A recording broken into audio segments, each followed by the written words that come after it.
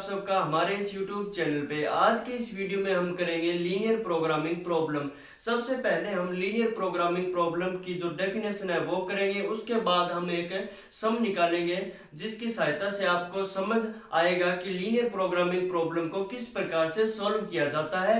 और ये graphical method होता है जिसके द्वारा हम किसी भी लीनियर प्रोग्रामिंग प्रॉब्लम का सॉल्यूशन निकाल सकते हैं। तो सबसे पहले हम इसकी डेफिनेशन करेंगे लीनियर प्रोग्रामिंग प्रॉब्लम की, उसके बाद हम करेंगे कुछ लीनियर प्रोग्रामिंग प्रॉब्लम जो क्या है, लीनियर प्रोग्रामिंग प्रॉब्लम कितने प्रकार की होती है वो समझेंगे। उसके बाद एक सम करेंगे जिसमें मैं आपको जो स्टेटमेंट से इक्वेशन बनानी सिखाऊंगा, लीनियर प्रोग्रामिंग प्रॉब्लम की मैथमेटिकल फॉर्मूलेशन बनाना सिखाऊंगा।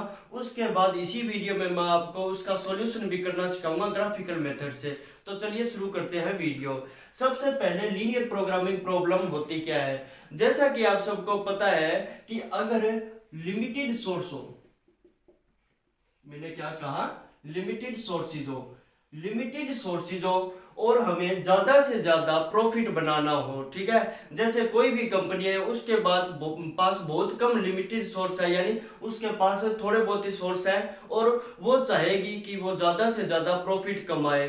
तो उसके लिए जो मैथमेटिक्स की ब्रांच यूज की जाती है वो होती है लीनियर प्रोग्रामिंग प्रॉब्लम। इसीलिए इस ब्रांच का यूज किया जाता है ताकि वो कंपनी ज्यादा से ज्यादा प्रॉफिट कमाए, ठीक है। आप मतलब समझ गए होंगे कि लीनियर प्रोग्रामिंग प्रॉब्लम क्यों यूज की जाती है। और इसके अलावा और किसके लिए यूज की जाती है, जैसे कि डाइट प्रॉब्लम के लिए। डाइट प्रॉब्लम को हम आसानी से समझ सकते हैं कि जैसे अगर कोई पीजी है, सिंपल सा एग्जांपल मैं आपको बता रहा हूं कि जैसे कोई बॉयज पीजी है और उसमें जो 20-30 स्टूडेंट रहते हैं, उनको एक डाइट के हिसाब से डेली का अलग अलग खाना देना है। तो किस प्रकार से वो जो पीजी वाला है, जो उसको पीजी में बच्चों को रख रहा है, वो किस प्रकार से उसकी प्रॉब्लम को सॉल्व करेगा कि सभी को बराबर हिसाब से जो है वो खाना मिल सके। तो उसके लिए वो डाइट प्रॉब्लम यूज की जाती है और वो भी एक लीनियर प्रोग्रामिंग प्रॉब्लम का ही टाइप है। इसके अलावा ट्रांसपोर्टेशन प्रॉब्लम को हम समझें तो जैसे कि अगर दो फैक्ट्रियां हैं और किसी एक स्थान पे चीजों को पहुंचाना है, तो वो फैक्ट्री क्या देखेगी कि उसका ट्रांसपोर्टेशन खर्च कम हो और ज्यादा से ज्यादा उसको प्रॉफिट हो। तो उस प्रकार की प्रॉब्लम को सॉल्व करने के लिए भी एलपीपी का यूज किया जाता है। इसके अलावा एक इन्वेस्टमेंट प्रॉब्लम भी होती है, वो भी लीनियर प्रोग्रामिंग प्रॉब्लम में आती है। इन्वेस्टमेंट प्रॉब्लम का जैसे कि हम कह सकते हैं कि ज्यादा से ज्यादा वो प्रॉफिट कमाना चाहेगा कोई भी व्यक्ति, और कम से कम इन्वेस्टमेंट करके, जैसे 4-5 कंपनियां दे देंगे और उनमें इन्वेस्ट करना है थोड़ा थोड़ा और ज्यादा से ज्यादा प्रॉफिट लेना है, तो कौन सी कंपनी में वो कितना इन्वेस्ट करे, इस प्रकार की प्रॉब्लम अगर आए तो वो भी लीनियर प्रोग्रामिंग प्रॉब्लम का ही टाइप होएगा, ठीक है। तो मैंने आपको बता दिया कि लीनियर प्रोग्रामिंग प्रॉब्लम की डेफिनेशन क्या होती है और इसके साथ ही कितने प्रकार की लीनियर प्रोग्रामिंग प्रॉब्लम आती है, ठीक है।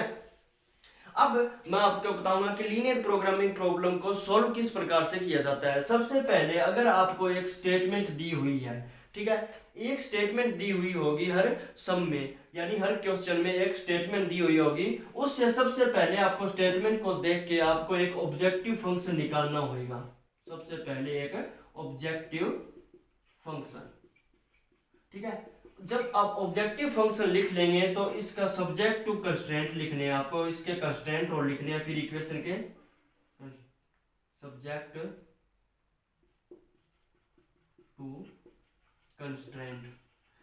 टू कंस्ट्रेंट ऑब्जेक्टिव फंक्शन के सब्जेक्ट टू कंस्ट्रेंट यानी कंस्ट्रेंट लिखने हैं। वो किस प्रकार के होंगे, जैसे x प्लस में 2y लेस देन इक्वल 5, वो कंडीशन होगी, ग्रेटर देन भी हो सकती है, लेस देन भी हो सकती है, वो कंडीशन दी हुई होगी, ठीक है। सब्जेक्ट टू कंस्ट्रेंट यानी ये 2 नंबर पे आ गया। फिर इसके बाद हमें लिखना है नॉन नेगेटिव रिस्ट्रिक्शन, यानी एक्स वाई जो भी हमारे पास वेरिएबल होंगे वो नेगेटिव नहीं होने चाहिए, वो ग्रेटर देन इक्वल होने चाहिए 0 से, ठीक है। अगर ये तीनों चीज आप स्टेटमेंट से निकाल के लिख सकते हैं तो इससे आगे कुछ नहीं रह जाता, आप प्रॉब्लम को बड़ी आसानी से सॉल्व कर सकते हैं ग्राफिकल मेथड से। सबसे बेस्ट मेथड और आसान मेथड हम कहेंगे ग्राफिकल मेथड, और शुरुआत में वही सिखाया जाता है। इसके बाद और भी मेथड आते हैं इसके लीनियर प्रोग्रामिंग प्रॉब्लम को सॉल्व करने के। कौन सा, ये ग्राफिकल मेथड आता है, एक सिंप्लेक्स मेथड भी आता है, ठीक है। सिंपलेक्स मेथड मैं आपको नेक्स्ट वीडियो में करवा दूंगा। सबसे पहले अपन ग्राफिकल मेथड करेंगे आज की इस वीडियो में, और उससे पहले मैं आपको एक स्टेटमेंट यहाँ पे लिखूंगा, और उससे ये पूरे पूरे मैथमेटिकल फार्मूलेशन, इसको कहते हैं फाइंड द मैथमेटिकल फार्मूलेशन, वो भी मैं आपको इसी वीडियो में करना सिखाऊंगा। ठीक है, तो सिंपलेक्स मेथड हम नेक्स्ट वीडियो में करेंगे, आज इस ग्राफिकल मेथड को करेंगे। तो सबसे पहले मैं एक स्टेटमेंट लिखता हूँ यहाँ पे, और उसके बाद मैं आपको ये सारी जो इक्वेशन है वो बनाना सिखाऊंगा, और फिर उनका एक सॉल्यूशन भी करना सिखाऊंगा। ठीक है, जैसा कि आप अपने मोबाइल स्क्रीन पे देख सकते हैं कि यहाँ पे एक स्टेटमेंट दी हुई है। इस स्टेटमेंट में क्या कहा गया है कि a furniture firm manufactures chairs and tables, यानी कोई फर्नीचर फर्म है, यानी कोई कंपनी है या कोई फैक्ट्री है, जो भी आप लगा सकते हैं, वो चेयर एंड टेबल्स बनाती है। Each requiring the use of 3 machine A B C, और उनमें क्या है, ए बी और सी 3 मशीन की जरूरत होती है उनको बनाने के लिए अलग अलग। और production of 1 chair require 2 hours on machine A, यानी एक चेयर बनाने के लिए मशीन ए तो है वो 2 घंटे लेती है, और 1 घंटा लेती है मशीन बी, और 1 घंटा लेती है मशीन सी। ठीक है, अब मैं आपको यहाँ पे एक टेबल बनाता हूँ, उसकी सहायता से मैं आपको बताऊंगा। ठीक है, देखिए यहाँ पर आप देख सकते हैं, सबसे पहले मैं क्या लिखूंगा कि एक मैन्युफैक्चरिंग कंपनी है जो क्या है, चेयर एंड टेबल्स बनाती है। तो बनाती क्या है वो, चेयर्स एंड टेबल। ठीक है, चेयर एंड टेबल जो है वो बनाती है। उसके बाद इसमें क्या कहा गया है कि ए बी और सी 3 मशीन है, सॉरी, ए बी और सी 3 मशीन है। तो मशीनें हैं हमारे पास ए बी एंड सी। ठीक है, मैं आपको इतनी आसानी से समझाऊंगा कि आप इसको कभी भी नहीं भूलोगे। आप वीडियो को स्किप मत करना और देखते जाए।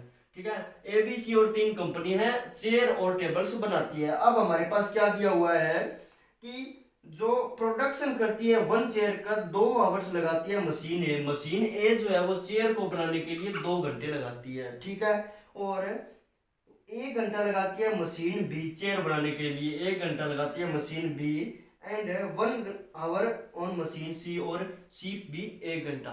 ठीक है, इसके बाद टेबल के लिए आती है बात है, तो 1 घंटा ए एंड बी के लिए 1 आवर, एंड सी के लिए ये है 3 आवर। ठीक है, 3 घंटे लगाती है मशीन सी टेबल बनाने में। ठीक है, अब यहां पर आएगी अवेलेबिलिटी कि यहाँ पर जो है कितने घंटे मशीन ए के पास है, कि वो दिन में इतने घंटे चलेगी, मशीन बी कितने घंटे चलेगी, वो भी दिया हुआ होगा, आप देखना। ठीक है, तो उसमें क्या है, the profit realised by selling 1 chair 30, और टेबल के लिए अब यहाँ पे नीचे लिखते हैं प्रॉफिट। ठीक है, इसके लिए तो 30 RS है प्रॉफिट, एक चेयर, यानी एक चेयर हम बेचेंगे तो 30 रुपए का फायदा होगा, और 60 रुपए का फायदा होगा मशीन, ये जो टेबल है, एक टेबल बेचने का। ठीक है, अब यहाँ पे लिखा है कि the total hour per week, यानी एक हफ्ते में कितने घंटे अवेलेबल है मशीन ए के लिए, 70 घंटे। ठीक है, ज्यादा से ज्यादा 70 है, यानी यहाँ पे लेस देन इक्वल का साइन आएगा, और 40 आवर बी के लिए और 90 आवर सी के लिए, 40 आवर बी के लिए, 90 आवर सी के लिए। ठीक है, बस इतनी सी प्रॉब्लम है, बस अब आपका क्वेश्चन जो है वो सॉल्व हो चुका है। अब यहाँ पे मैं आपको कराता हूँ आगे। जैसे कि हमने जो स्टेटमेंट है वो देख के एक टेबल बना ली, टेबल बनाने के बाद सवाल आगे कुछ भी नहीं रह जाता, सवाल हो चुका है। जैसे यहाँ पर अपने को फाइंड करना है मैक्सिमम प्रॉफिट, यानी उन सभी चेयर एंड टेबल को बेच के कितना प्रॉफिट वो गेन करेगा, वही हमें निकालना है। ठीक है, तो यही एलपीपी में होता है कि हमें क्या मैक्सिमम प्रॉफिट निकालना है, मिनिमम जो लॉस है वो निकालना होता है। ठीक है, तो यहाँ पे सबसे पहले मैंने आपको कहा था इसी वीडियो में शुरुआत में कि हमें सबसे पहले इसको सोल्व करने के लिए एक ऑब्जेक्टिव फंक्शन की जरूरत होती है। ऑब्जेक्टिव फंक्शन इसमें से ढूंढना होगा कौन सा है ऑब्जेक्टिव फंक्शन, यानी जो टोटल प्रॉफिट जो हो रहा है वो निकालना है। तो हम यहाँ पे मान लेते हैं कि x जो है वो डिनोट करता है चेयर को, और y जो है वो डिनोट करता है टेबल्स। ठीक है, अब अगर x एंड y जो है वो चेयर एंड टेबल्स को डिनोट करता है, तो उसके बाद हम करेंगे आगे की अपनी प्रॉब्लम। आप यहाँ समझ गए होंगे। अब हमें z निकालना है। z क्या है? एक चेयर पे कितना है? 30 रुपए का फायदा, प्रॉफिट। कितनी है? x चेयर होगी, x बनेगी। हमें ये नहीं पता कितनी बनेगी, x है, हमने x से डिनोट किया है। फिर 60 रुपए इस पे बन रहे हैं, ये y से डिनोट होएगा, क्योंकि y जो है वो टेबल है और एक टेबल पे 60 रुपए का फायदा हो रहा है। ठीक है, ये हमारे पास ऑब्जेक्टिव फंक्शन आ गया, इक्वेशन 1 होगी। अब हमें क्या करना है? ऑब्जेक्टिव फंक्शन आने के बाद हमें निकालने हैं कंस्ट्रेंट इसके, कि कंस्ट्रेंट कौन कौन से हैं। कंडीशन, कंस्ट्रेंट का मतलब होता है कंडीशन। कंडीशन हमें दे रखी है कि सब्जेक्ट टू कंस्ट्रेंट क्या है? 2x प्लस में y। क्यों? कि मशीन ए के लिए हम बात कर रहे हैं कि चेयर बनाने के लिए 2 घंटे और टेबल बनाने के लिए 1 घंटा है। टोटल अवेलेबल है 70 आवर्स। ठीक है, ज्यादा से ज्यादा 70। तो ज्यादा से ज्यादा का मतलब हुआ 70 से कम हो सकता है, इक्वल हो सकता है, इससे ज्यादा नहीं हो सकता। ठीक है, दूसरी बात आती है बी के लिए, x प्लस में y लेस देन इक्वल है 40। एंड सी की बात आती है तो हम बात करते हैं x प्लस में 3y लेस देन इक्वल है 90। ये हमारे पास सब्जेक्ट टू कंस्टेंट हो गए। और यहाँ पे नॉन नेगेटिव रिस्ट्रिक्शन जो है वो x y greater than equal है 0। ये हमारे पास इतना जो आया है वो हमने अपनी जो प्रॉब्लम जो शुरुआत में हमने ली थी स्टेटमेंट उससे निकाला है। इसको ही कहते हैं फाइंड द मैथमेटिकल फॉर्मूलेशन। आपको यही दिया हुआ होगा कि फाइंड करो mathematical formulation of the linear programming problem. हमने जो ये प्रॉब्लम दी हुई है स्टेटमेंट से निकाली थी, टेबल से हमने यहाँ क्या है बड़ी आसानी के साथ हमने ये निकाल दिया है मैथमेटिकल फॉर्मूलेशन। अब इसी का ही यूज करके हम जो मैक्सिमम प्रॉफिट है वो निकालेंगे कि कितना प्रॉफिट होएगा कि वो जो कंपनी है वो चेयर बनाए और टेबल्स बनाए, यानी कितनी चेयर बनाए और कितनी टेबल बनाए जिससे कि उसको ज़्यादा से ज़्यादा फायदा होगा। चलिए करते हैं आगे इसका। तो मैं ये ऊपर लिख लेता हूँ ये सारी जिसकी हमें ज़रूरत पड़ेगी, इसी के हिसाब से जो है वो ग्राफ बनेगा और ग्राफिकल मेथड से मैं आपको सॉल्यूशन करवाऊंगा। जैसा कि आप देख सकते हो मैंने ये इक्वेशन जो यहाँ से है यहाँ पे लिख ली है। अब मैं आपको ग्राफिकल मेथड से इसका सॉल्यूशन करना सिखाऊंगा। तो सबसे पहले ग्राफिकल मेथड के लिए हमें ग्राफ बनाना आना चाहिए, वो भी कई स्टूडेंट्स को नहीं आता है बनाना। मैं अभी आपको समझाता हूँ किस प्रकार से उसको बनाएंगे। जैसे ये पहली इक्वेशन है, इसको हम लेते हैं 2x प्लस में y। अब यहाँ पे इसको क्या है लेस देन इक्वल है 70। इसके लिए हमें सबसे पहले क्या करना है आप देख सकते हो x और y यहाँ पे लिखना है। ठीक है, अब यहाँ पे इस इक्वेशन में x की वैल्यू आप 0 पुट करो।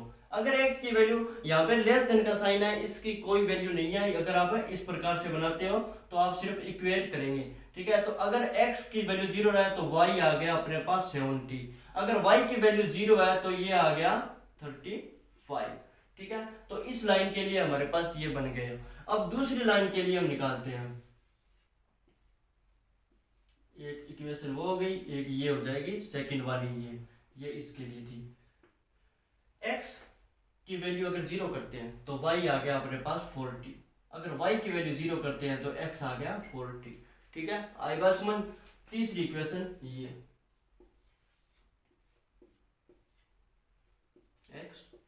x की वैल्यू अगर 0 करते हैं तो y आ गया अपने पास 30। y की वैल्यू अगर 0 करते हैं तो x की वैल्यू आ गई अपने पास 90। ये तीन आ गई अपने पास इक्वेशन। अब इनको हम एक ग्राफ की सहायता से इसको प्लॉट करते हैं, ग्राफ को प्लॉट करते हैं। तो यहाँ पे आप देखो ये होता है पॉइंट 0 0। ठीक है, अब यहाँ पे अपने जा रही है 90 तक। हम क्या करते हैं 40 40 80 और ये 120, ये भी ऐसे ही करते हैं 40 80 120। ठीक है, ग्राफ शायद थोड़ा प्लॉट करने में यानी ड्रा करने में थोड़ा सा गलत हो सकता है, पर आपको करना इसी प्रकार से है कि इसी प्रकार से आपको ये इक्वेशन निकालनी है और फिर इनको इनमें पॉइंट वैल्यू पुट करेंगे और आंसर आ जाएगा। जैसे पहली लाइन के लिए हम करते हैं, इसके लिए इस इक्वेशन के लिए 2x प्लस में y लेस देन इक्वल है 70, ठीक है। इसके लिए करते हैं तो x बराबर 0, यहाँ पे x की वैल्यू 0 है तो y क्या है 70 है, तो यहाँ पर हो जाएगा ये वैल्यू, ठीक है। अगर y 0 है, y यहाँ पे 0 है तो x की वैल्यू 35 होगी यहाँ, तो हम इसको क्या है मिला देंगे ऐसे, ठीक है। तो एक ये पॉइंट हो गया, एक ये पॉइंट हो गया, ये पॉइंट है अपने पास है, x की वैल्यू होगी 35, y हो गया 0, यहाँ पे y की वैल्यू है 70, x की वैल्यू 0, ठीक है। एक ये लाइन कौन सी अपने पास है, ये लाइन है 2x प्लस में y लेस देन इक्वल है 70, ठीक है। इस प्रकार से अपने को प्लॉट करते जाना है, 3 बनेगी यहाँ पे लाइंस। एक यहाँ पे x 0 है, अगर x 0 है तो y की वैल्यू कितनी आई 40, अगर y 0 है तो x की वैल्यू 40, यहाँ एक ही आ गया, तो इनको भी मिला दो। यहाँ पे थोड़ा मिस्टेक हो रही है, बाकी ये सही है, ग्राफ इस प्रकार से ही बनेगा। आप है ग्राफिकल शीट होती है उसके ऊपर ही बनाना, क्योंकि ये जो सीधा अगर बिना आप ग्राफिकल शीट बनाएंगे तो जो पॉइंट आएंगे वो शायद गलत हो सकते हैं, इसलिए आप उस ग्राफिकल शीट का यूज करना ग्राफ बनाने के लिए, जो आपको एग्जाम में प्रोवाइड करवाई जाती है, ठीक है। इसके बाद इसके लाइन लिख देते हैं कि कौन सी है ये है x प्लस में y लेस देन इक्वल है 40 के लिए। फिर बात आती है यहाँ पे थर्ड वाली के लिए, थर्ड इक्वेशन, x अगर 0 है तो y है 30, x अगर 0 है तो y है जी 30, यहाँ पे कर देते हैं ये रहा। अगर y 0 है तो x है 90, y 0 है तो x है 90, ये तो यहाँ पर ये 30 इतना, ये यहाँ 90 इस पे जाएगा ये, ठीक है। हो गया अपना ये पॉइंट बन गए। अब क्या करना है अपने को, ये कितना पॉइंट है, x है 90 y है 0, यहाँ पे है 0 30, ये पॉइंट हो गया।